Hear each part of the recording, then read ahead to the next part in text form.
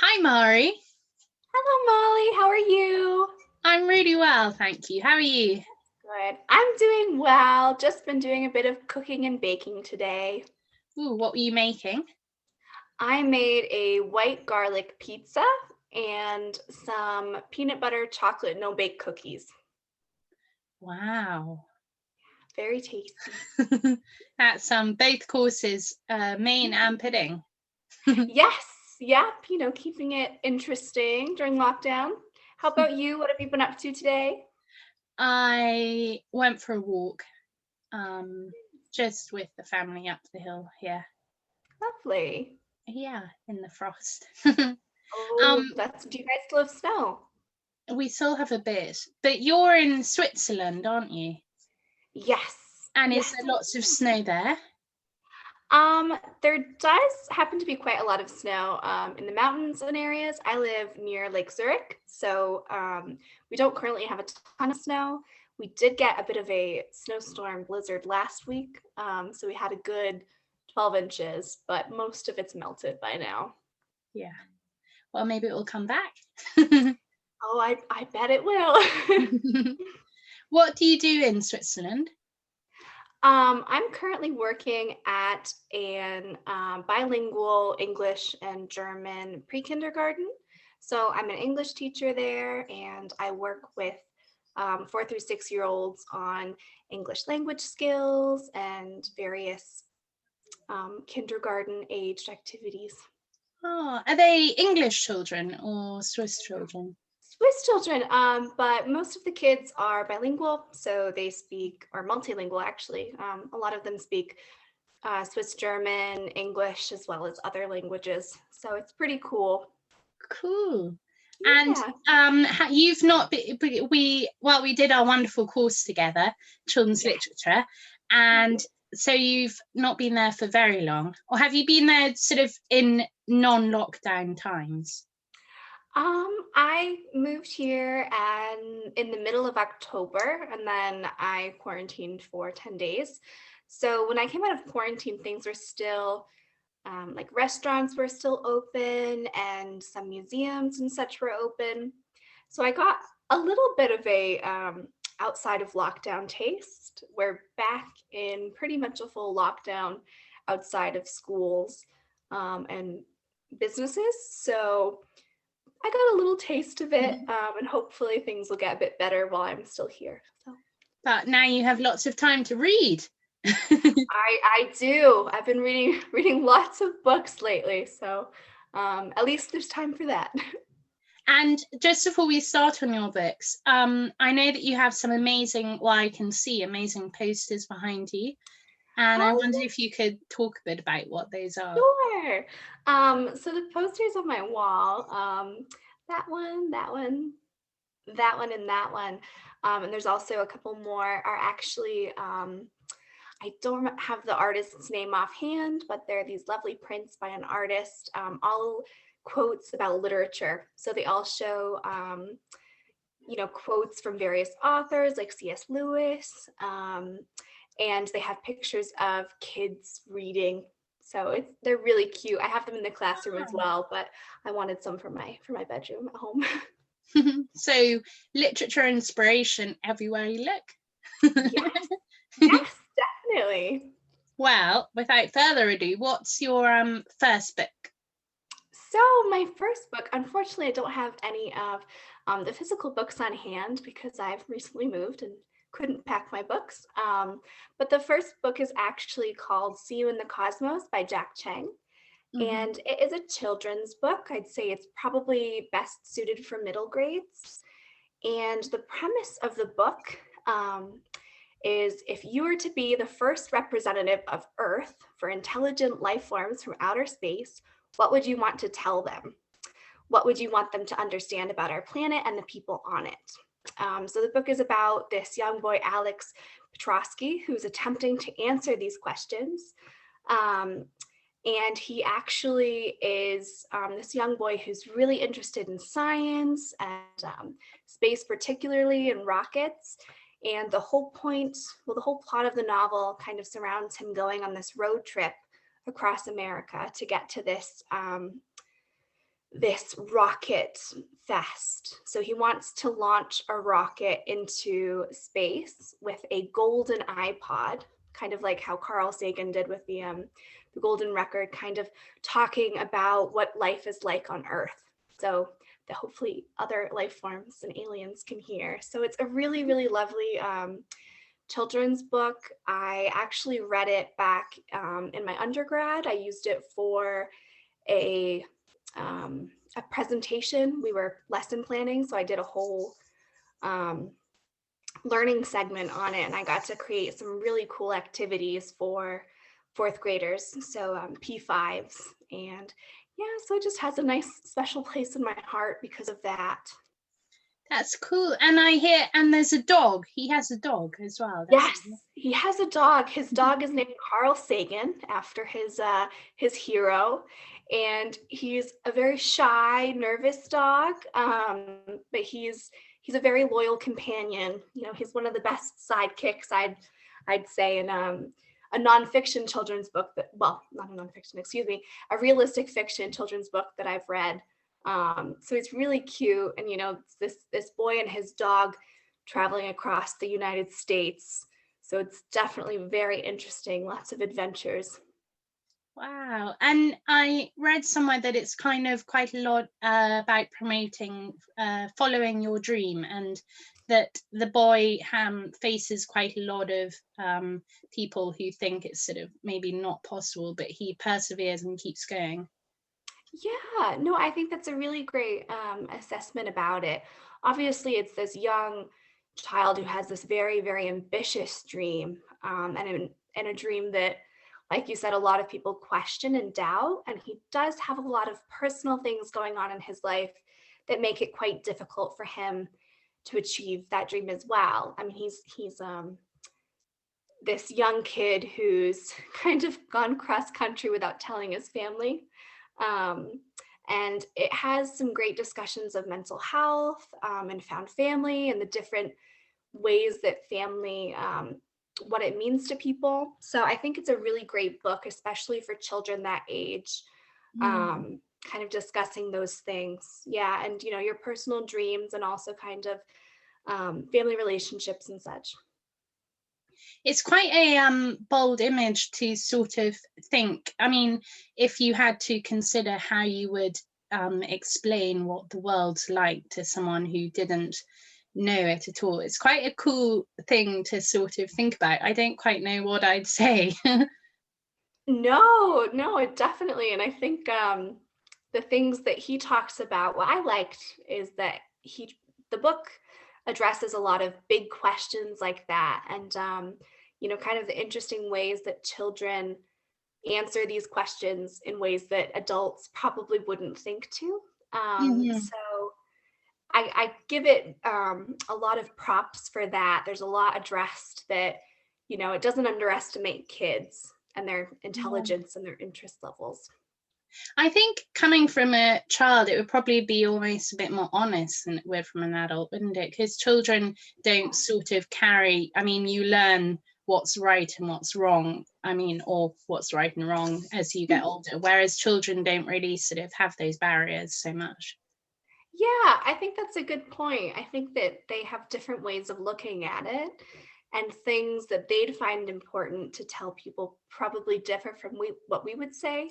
You know, we'd probably be there talking a bit about, oh, well, this is how our government works, and this is, you know, some of the jobs, and the kids are there like, yeah, this is my favorite place to go, and this is my dog, Carl Sagan. So I think it could be quite interesting. Sounds like a really cool book. And I did look up the author actually too, Chang. He's sort of quite a new author, I think, quite modern. Yeah, I haven't looked too much into him, but I know that it was his first children's novel, so I'm not sure if he's written primarily, you know, more adult novels in the past, but I definitely think that the novel it doesn't underestimate children's intelligence. You know, it's not, he's not afraid to ask these big questions and introduce some kind of more difficult themes and topics, which I really appreciated. Yeah, and I think he's put together a podcast of how he wrote the story and what his ideas were, which looks quite interesting to listen to as well. I did not know about that. I'm going to have to check that out, Molly. That sounds really cool. Well, thanks. That is a great one to start with. My first one is A Gentleman in Moscow. I have actually talked about this book before, but it's a really big book, and I did the first half, but I think the second half is so lovely, and there's still quite a lot to talk about. So I decided that in my rules I was allowed to do the same book twice. Yeah. So it's about this gentleman in Moscow who's trapped in this hotel room, a hotel, and if he leaves the hotel he'll be killed. So he's very much stuck in the hotel, and it's about how he creates this world and the people he comes into interaction with. And there's this little girl called Nina who he makes friends with.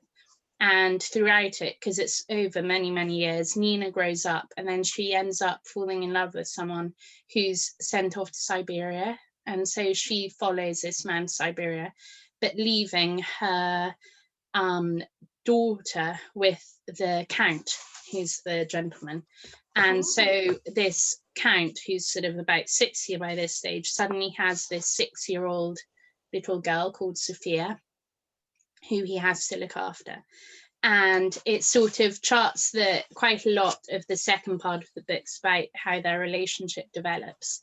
And he has no idea sort of how to even talk to her at the beginning, and just says, so tell me. And then eventually asks what the name of her dolly is that she's holding. And she just says it's Dolly, and that was the end of that conversation. But he gets a bit better, and I mean they get to know each other, and then eventually she ends up calling him dad. He becomes her sort of father because they don't hear from Nina and the man again. And they have this really cool game, which I think is such a good idea, called Zoot, after Zoot-a-law, because he says Zoot-a-law is the only appropriate exclamation if you lose. And basically the concept of the game is that the first player has to pick a group of a sort of category, so like stringed instruments or islands, or here the example they do is famous foursomes. And then each player has to take it in turn thinking of an example. And then obviously until there's a long delay and someone can't think of something. So they start here with, she starts with the Four Seasons, and then they keep going, and then the Four Elements. And then can you think of any famous foursomes?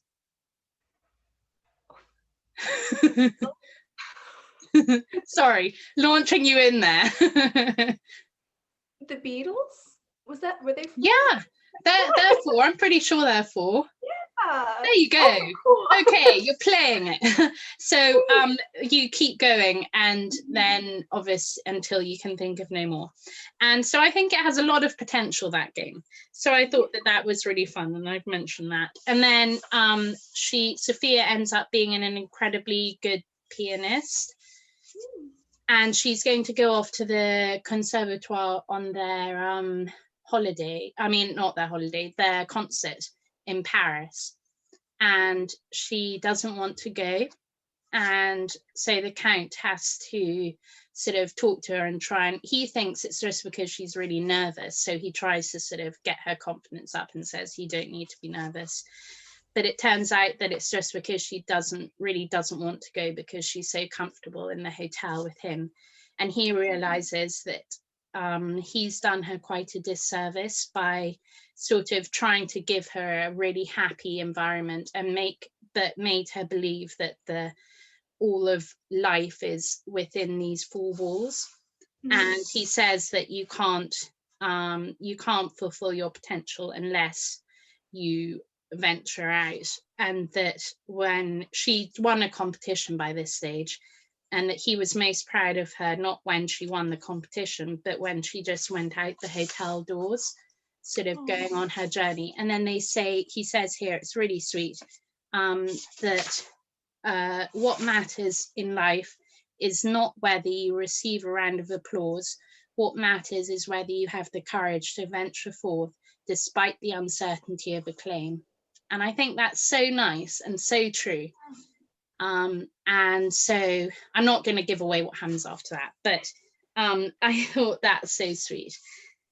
And so then it just sort of goes on charting what happens to her and him and the people around them as well. But those were the sort of main bits that I really liked. That sounds lovely. So it starts with her mother, Nina's mother, or Nina starts with Nina and kind of their relationship, and then develops into his relationship with Nina's daughter. Yeah, exactly, Sophia. I mean, he's called Count Rostov. But there are other characters. There's one lady who's a actress who he sort of has who has dogs, and he has a slight romantic attachment with. And then it talks about the people who work in the hotel, and most of them are really supportive and friends of the Count, but then there's one or two who are sort of not so nice. And so it's sort of all the dynamics there, and plus because I mean, like quite a lot of us are feeling at the moment, they're all in the hotel together, so it's quite an intense environment. So but generally they're all lovely, but the sort of main, well, the thread that continues through it is the relationship with Nina and then Sophia, and then how other characters come in and out. But he's such a polite gentleman. He's the kind of man you'd love as your grandfather, because he's just so lovely. I mean, he's a completely fictional character, of course, but if you could pick your grandfathers, I think I'd pick someone like him.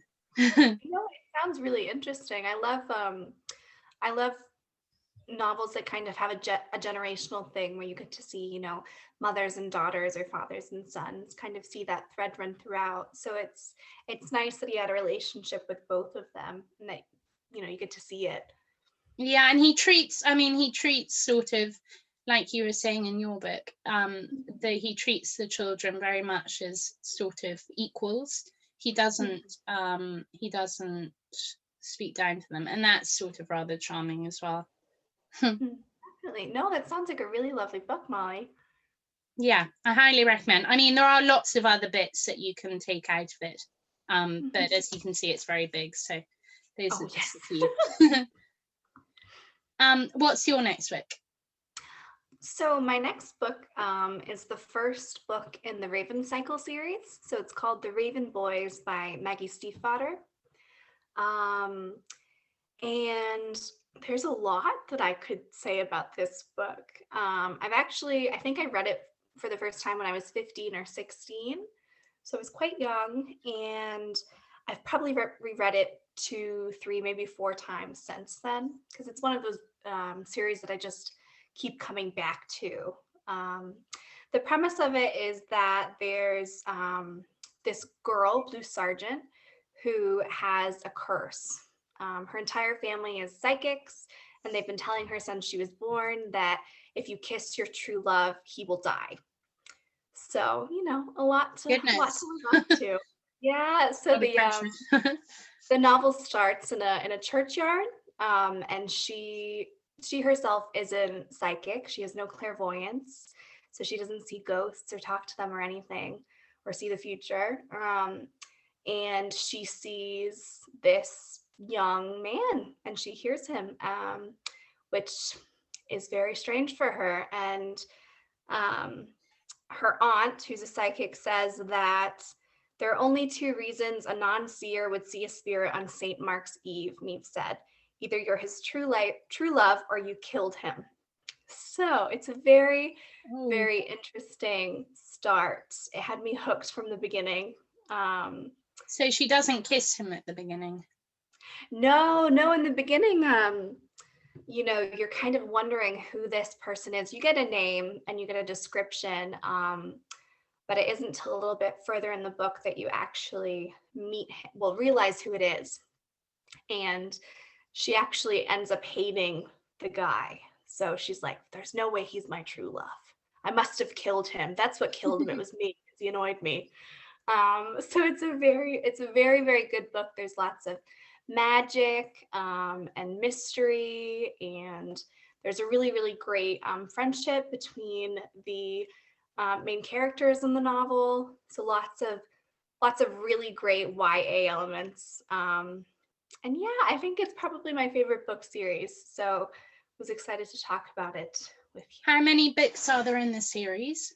There are 4 books in the series, and then there's actually a spin-off series about one of the main characters that is on its 2nd book. I believe the 2nd book hasn't been published, and that's going to be a trilogy. So there'll be 3 more books. So there's 4 main books with Blue and some of the other main characters, and then one of the characters, Ronan, actually has his own spin-off series. So wow. And is it a film as well?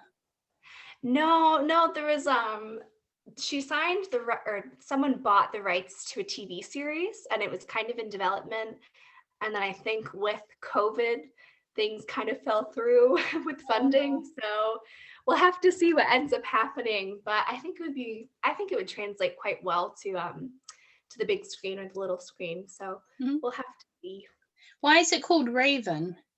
So actually, here's the interesting part. So the one of the main characters in the novel is called Richard Gansey III, and he is on this quest to find Owen Glendower. I think I'm mispronouncing that, who is a Welsh king that had to flee Wales after some political issues.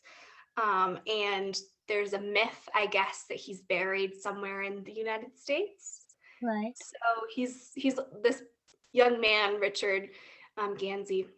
He's known by Gansey. He's on this quest to try and find, the dead king, because you get a wish granted if you're the one to wake him, the sleeping king.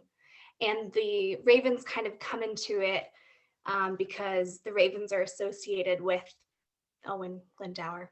And then there's some other raven adjacent imagery that comes into play, more so in the later books, I'd say. But wow, cool. Yeah. Because they're quite a sort of sinister animal, ravens, aren't they? Or they make me think of witches. Yeah, no, I think ravens kind of have a bad rep. But the ravens in the novel, they're very spiritual and magical, I'd say. There's a lot of folklore around them, which I think that Maggie kind of plays off of, which is really cool. And another thing that I like about the books is they talk a lot about not only friendship, but also kind of class and power, because three of the boys go to this very pretentious, private.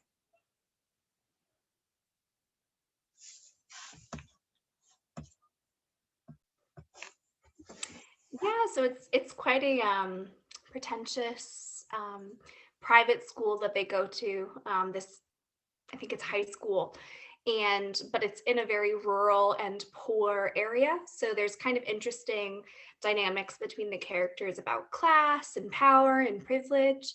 So it's a very interesting novel, very atmospheric. You can get lost in it, even though it's not, it's not fantasy, it's not high fantasy, but it's very magical realism, which I really like. Yeah, that sounds really good, and plenty of books to get into as well, being such a big series. Definitely. Okay, well, that's definitely one to add to the list.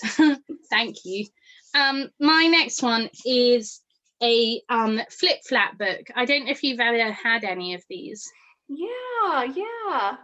Well, so I used to have one in my class at Hill House, and they used to love flicking through the animals. And so you can make all these different sorts, and then it has a bit on this side of what all the animals are. And I just think the idea is really fun, and it kind of teaches you, and then you can use it as a kind of learning tool as to what all noises the different animals make, what the animals are, the sort of history of them, and that kind of thing. So you can get a lot out of the book. It's by Axel Schiffer, who did all the Gruffalo ones as well. Oh, yeah. And works with Julia Donaldson. And actually, just before chatting with you on this, I looked up, and he's just done this book with Julia Donaldson called Broom to Zoom, or Broom to Zoom. I think I've actually seen that. Is kind of a lockdown version of all the animals from the Gruffalo, and that looked really cool. Yeah, was that what Maureen posted in the our group thing, our Facebook group? Oh, maybe. I Yeah, haven't seen. I think she posted something from it as well. So that's why Oh, I recognized it. Yeah, so she just posted a few of the illustrations. Which well, looked the really, book looks really cool. yeah, no, definitely. I mean, they're a fantastic team, so I'm glad they're tackling the interesting school year kids are having right now. Yeah. He wrote one as well about Brexit, because he was a staunch anti-Brexiter, because he's from Germany, and it's called Drawing Europe Together, and that's a really good book, or worth looking up as well. Yeah, that sounds lovely. I'll have to check it out. Yeah.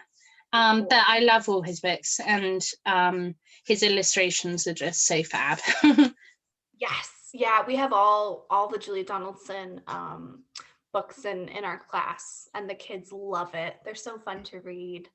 Yeah, I think yeah, they're really good as well. He's they're both a very powerful team. Yeah. Oh my gosh, the dream team, really. What's your next book? So my next book is Best Canadian Poetry 2019. So it's actually a compilation of a lot of poets into one book. So it's edited by Rob Taylor, Anita Leahy, and Amanda Jernigan. And I found the book because I think I was looking at poetry quotes just to get some inspiration, and they had they'd mentioned that as a source. So I looked into it, and it's a really, really great anthology. There's lots of really fantastic poets in it. From what I read, I was able to find some poets that I liked their work. So I looked out and kind of found some of their personal books and novels and stuff. So it's really nice. I don't know why I was drawn to the Canadian one. I'm not Canadian, but fantastic poets. And yeah, it was a very wide range of poetry. There's lots of different subject matter and styles, ton of different styles, which I thought was really interesting. One of them was Are You Okay by Katie Mcgarry. And it's actually a poem that's written as a flowchart. Oh, clever. Yeah, it's really, really cool. So you kind of follow the answers and track it down, and there's all different ways to look at it and engage with the poem. So it's a very interesting reading experience. And then trying to think some other favorite ones. How many are there in the book?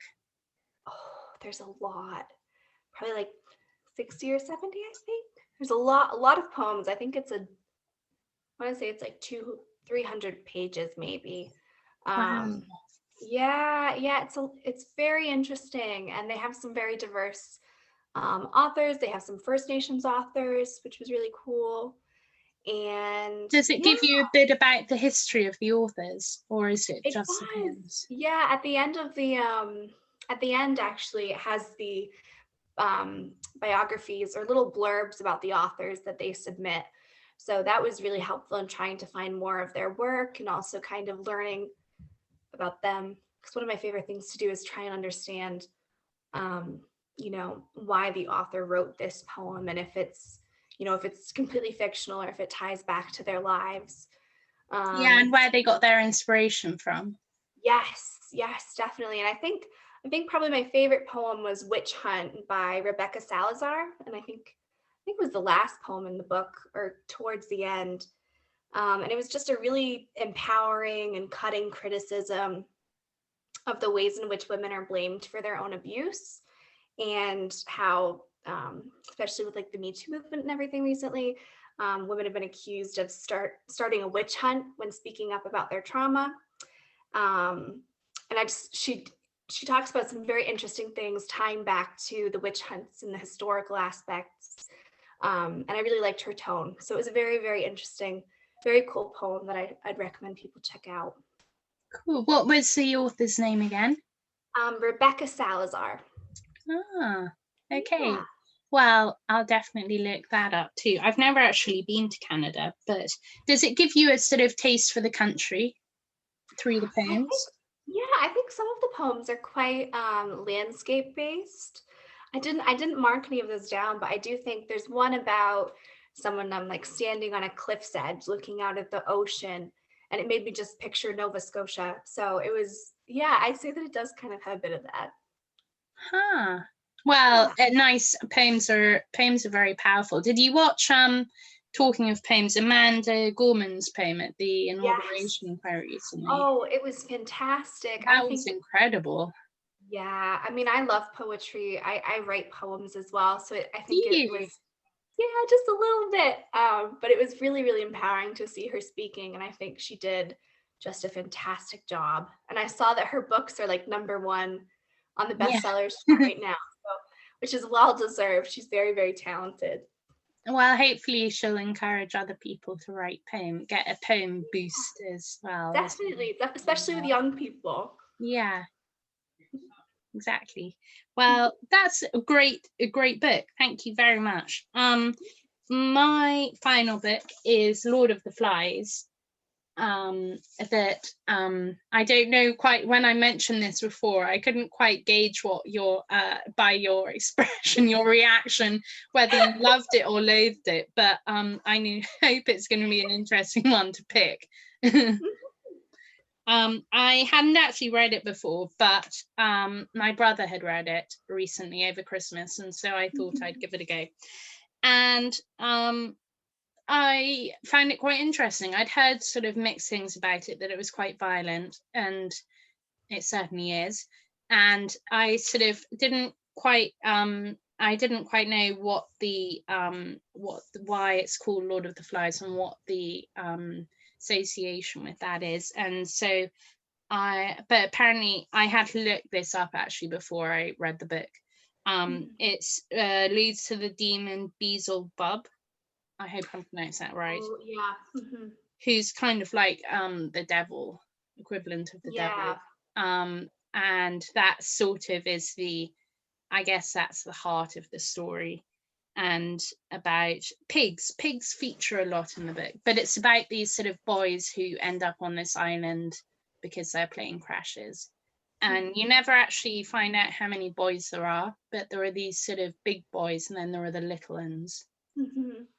And it never specifies the number, which is fine.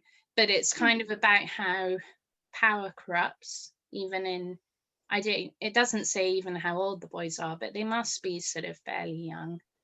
But Yeah. they all, and they have this conch, which is this shell, which is kind of their power tool. And if they're holding the conch, then they can talk and everyone else has to be quiet. But then eventually the conch gets smashed, and so that idea goes out the window. And how they sort of, what they regard as important. One of them, the main guy at the beginning, Rafe, he wants them to keep a fire burning just so people will see and they'll hopefully be rescued. But then the priorities change and they go on a pig hunt instead and let the fire go out. And so it's kind of how, and then it ends, there's one boy called Piggy, and which is such a horrible name to give Oh, I something. know. It's so unfortunate because apparently he was called Piggy at school and it kind of sticks. Children can be really horrible in their namings. Oh gosh, yeah. No, And definitely. so this poor Piggy, and it's just it's full of really sort of interesting concepts, and it kind of again treats the children like they are adults really. And you sort of, they start with such good intentions and then eventually left to their own desires, they kind of go into, they become sort of monsters almost. No, I think I had to read that book when I was quite young. I think I was only like 13 or 14, and it was for school. So I think that's probably why it left a bit of bad taste in my mouth. It's definitely not one of my favorites, even though I know it's considered to be a classic, and it's definitely, an interesting one that when you read it, it sparks a lot of questions and thoughts and opinions. Mm-hmm. But yeah, no, I was always so disturbed by it. I don't really like violence too much, so that was probably part of it, especially when it's we kids. But I always wondered what would have changed if instead of it being an all boys school that crashed, it had been all girls students, how that kind of would have changed the story, or if it had been mixed gender, if that would have changed anything. Change the dynamics. Yeah, maybe. I Yeah, don't know. Do you think it would have made people behave better or maybe worse? I'm not sure. I don't know. I'm not quite sure. I think it'd be interesting to see either way. I'm sure there'll be reimaginings of it with Mm. with all girls or with mixed one day. Well, I guess something like Love Island kind of gives you the equivalent of mixed group of people stuck on a desert island. That's true. That's true. Or like it's Survivor, but with kids, except there's no camera crews.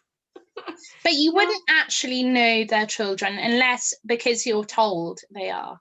But if you weren't told that, I mean, you would think that they're adults pretty much. Yeah. No, I remember thinking it was a very adult book, but I was also, a young teenager when I read it, so I was kind of shocked by the horror and the violence. You don't actually know how long they're left on their own for either. It doesn't really specify that either. No, there's a lot that I feel like the author doesn't specifically speak to. So, you're kind of left to fill in the gaps on your own. But you don't really need that bit. Well, you should try reading it again, I think. Yeah, no, I think that's a great idea, Molly. Do we revisit? Yeah, and maybe reading it from a slightly more mature perspective, you'll sort of read into things that you glossed over before. Yeah. Well, I think that's the end of our books, is it? Yeah, I think so as well. Gosh, well, that's passed very speedily and been very fun. I have one literary fact before we finish. Oh yes, why was Roald Dahl inspired to write The Twits? Why, Molly? Because he was driven by a desire to do something against beards, because he didn't like beards. Against beards? Yeah. Do you like beards? Okay, that's awesome. What a point of inspiration. Are you a fan of beards on people? I'm quite neutral. I don't really have a strong opinion of them. Certainly not enough to write a book. Certainly not enough to do that. What about you? Well, I think they'd be quite prickly to kiss if you had to kiss someone who had a beard. Yeah, probably. It's a good point. So I'd say I'm more in the no beard camp, but I'm fairly neutral. But he obviously hated them. Yeah, no, he had quite a strong opinion to write a novel. I'm gonna rethink that book now that I know that. Yeah, he does say that the Twits' beards are quite excessively beardy.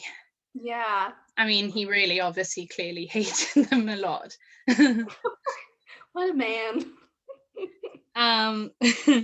And if you could be any character from any fictional book, who would you be? So I'm struggling. Either Luna Lovegood, maybe, just because I like her outlook on things. She's very quirky, interesting character, but also wouldn't want to have to deal with the Death Eaters. Or Blue Sergeant from The Raven Cycle. She's very, very strong, very determined. But then if you kiss your true love, he'd die.